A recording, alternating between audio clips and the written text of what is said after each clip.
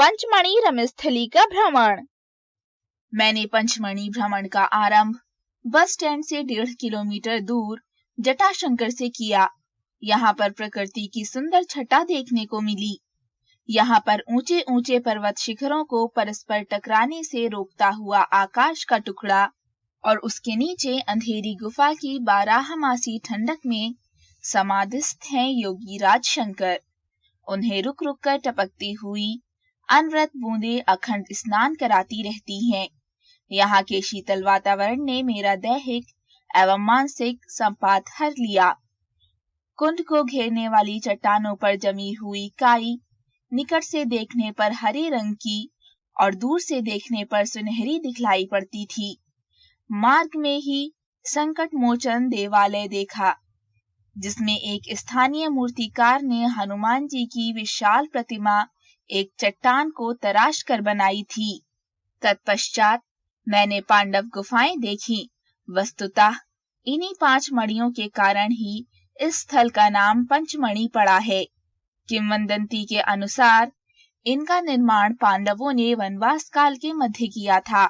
इनमें काली अंधेरी गुफा भीम कोठी और सबसे अधिक स्वच्छ और सुंदर गुफा द्रौपदी कुटीर कहलाती है।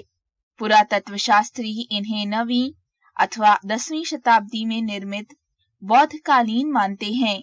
इसके शिखर से नगर के पूर्व एवं पश्चिम की सुंदर दृश्यवाली का आनंद लिया जा सकता है। यहीं से वाहन द्वारा मैं राजेंद्र गिरी पहुंची। यह प्रथम राष्ट्रपति डॉक्टर राजेंद्र प्रसाद जी को बहुत प्रिय था, अतः इस पर्वत शिखर को यह नाम दिया गया। यहाँ पर उन्होंने वट का पौधा लगाया था, जो विशाल वृक्ष का रूप धारण कर चुका है। आगे चलने पर एक विशाल खाई हांडी खो लगभग 300 फुट गहरी देखने को मिली। इस भीषण और सौंदर्यमयी हांडी खो को देखने के पश्चात मैं प्रियदर्शनी पहुंची। यहाँ पर मुझे भव्य सुषमा के दर्शन हुए। इसी स्थल से कैप्टन फोर्सीथ ने पंचमणि को खोजकर बसाने का विचार बनाया था। इसके बाद मैं चहुं ओर बिखरी प्राकृतिक छटा का आनंद लेती हुई महादेव गुफा पहुंची। इसके विषय में सुना जाता है कि महादेव की रक्षा के लिए विष्णु जी ने मोहिनी रूप धारण कर यहीं भस्मासुर नामक दैत्य को भस्म किया था। इस 30 फुट लंबी गुफा के बीच में जल कुंड है, जिसमें जल एक झरने से भीतर ही भीतर आता है। इसके अलावा पर्वत से झरते हुए जल कण शीतलता प्रदान करते हैं। यहाँ पर अनुमानतः 8वीं शती से शिवरात्रि के अवसर पर विशाल मेले का आयोजन होता आ रहा है। सन 1857 के स्वतंत्रता संग्राम में वीर तात्या टोपे ने इसी क्षेत्र में सेना का पुनः एकत्रीकरण किया था। इस गुफा में महादेव की संगमरमर की प्रतिमा की प्राण प्रतिष्ठा महादेव मेला समिति पंचमणि द्वारा कराई गई है। इसी धार्मिक स्थल के कारण पंचमणि एक तीर्थ कहलाता है। इस गुफा के पूर्व में लगभग 1 किलोमीटर चलने पर गुप्त महादेव गुफा आती है। यह भारतीय संस्कृति की अद्वितीय देन है। दूसरे दिन विहाम वेला में चौरागढ़ चलने का कार्यक्रम बनाया। लगभग 240 मीटर लंबी और इतनी चौड़ी चौकोर चोटी पर भगवान शिव की विशाल प्रतिमा स्थापित की गई है। यहाँ लगभग 1300 सीढ़ियां चढ़कर पहुंचा जा सकता है। इसी शिखर पर एक धर्मशाला भी है, जहाँ सौर ऊर्जा से विद्युतीकरण भी कर दिया गया है। पंचमणि से 2 किलोमीटर की दूरी पर बीफाल स्थित है। यहाँ पर जाने के लिए राजभवन के आगे से कच्चा पक्का मार्ग जाता है। प्रपात जहाँ से प्रारंभ होता है, वहाँ रेलिंग के सहारे खड़े होकर नीचे के सौंदर्य का अनुमान लगाया कि एक चंचल सी जलधारा 150 फुट की ऊंचाई से गिरने पर कितनी विशाल और सुंदर प्रतीत होती है। हवाई पट्टी से कुछ आगे ही रीछगढ़ गुफा में प्रवेश कर मैं रोमांचित हो उठी। इस गुफा की बाईं ओर मार्ग की पहाड़ी पर वात्सल्य दर्शनीय स्थल है। यह एक लाट है जो एक अंग्रेज गवर्नर के पुत्र और दामाद की अकाल मृत्यु की स्मृति में बनवाई गई थी। वात्सल्य लाट के ठीक सामने पश्चिम की ओर धूपगढ़ के लिए मैंने प्रस्थान किया।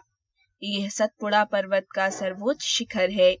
इसकी ऊंचाई समुद्र तल से 4,429 फुट है। यह पर्वत 3 खंडों में बटा है। इसका सर्वोच्च और बड़ा शिखर हाथी के नाम से जाना जाता है। बीच में है बकरी और उसके बाईं ओर शेर है। मैंने इसके हाथी शिखर पर बैठकर चहुं ओर बिखरे प्राकृतिक सौंदर्य का रसपान किया। यहाँ से सूर्यास्त का आनंद अपने आप में अनूठा एवं आकर्षक सा लगा।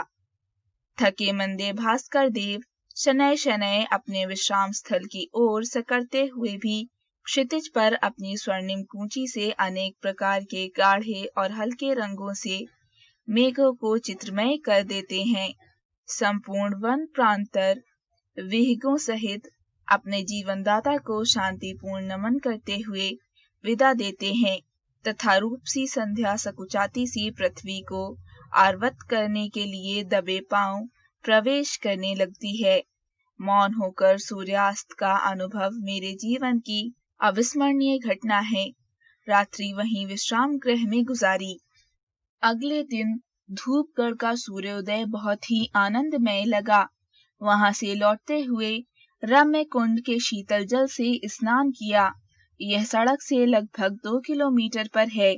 इसकी खोज श्रीमती इरीर ने की थी। यह छोटा सा कम गहरा नीलाभ जल से परिपूर्ण कुंड बच्चों को जल क्रीड़ा की प्राकृतिक सुविधा प्रदान करता है। तत्पश्चात एक रेस्टोरेंट में जलपान करके मैं सुदूर दर्शन और अप्सरा विहार देखने के लिए पांडव गुफाओं की ओर निकली।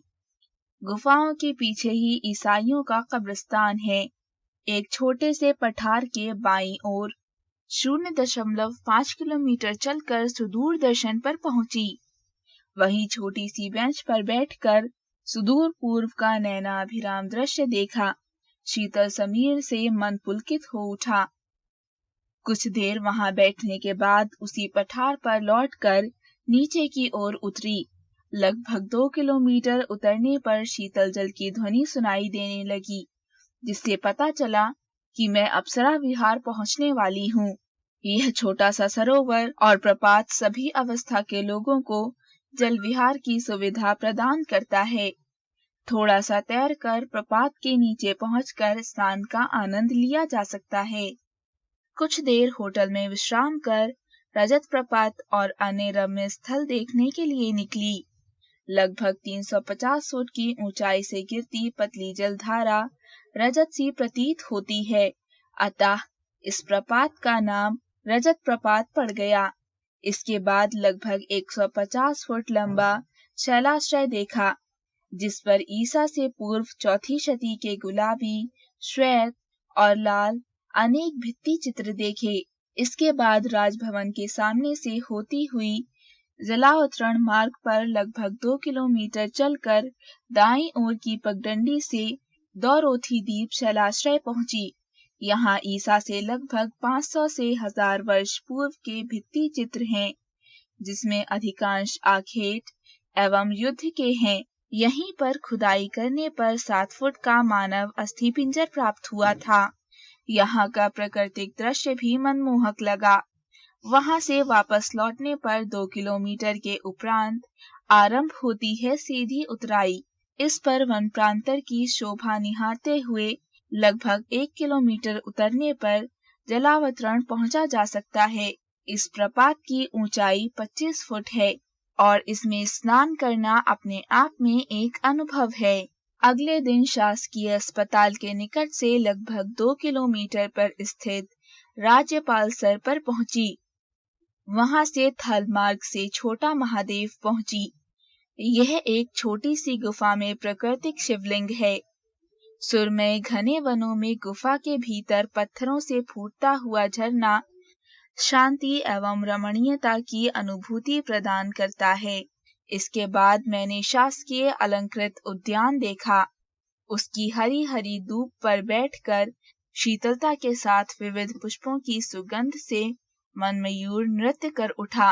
इससे जुड़े बालोद्यान में बच्चों के मनोरंजन के लिए विशेष क्षेत्र विकास प्राधिकरण द्वारा विभिन्न झूलों एवं किलकारी रेलगाड़ी की व्यवस्था है। इसके निकट ही गौड़ बाबा उद्यान और शैल उद्यान में स्थित रंगीन संगीतमय छटा निहार कर मन में उमंगों की हिलोर का स्पर्श पाया जा सकता है। उद्यान के बाहर मृगनयनी क्षेत्र में हिरण, बारहसिंगा, खरगोश और नीलगाय आदि जीव देखे। अब घर की याद सताने लगी थी। अगले दिन पंचमढ़ी से भोपाल पहुंचकर मैं दिल्ली की ट्रेन में बैठ गई।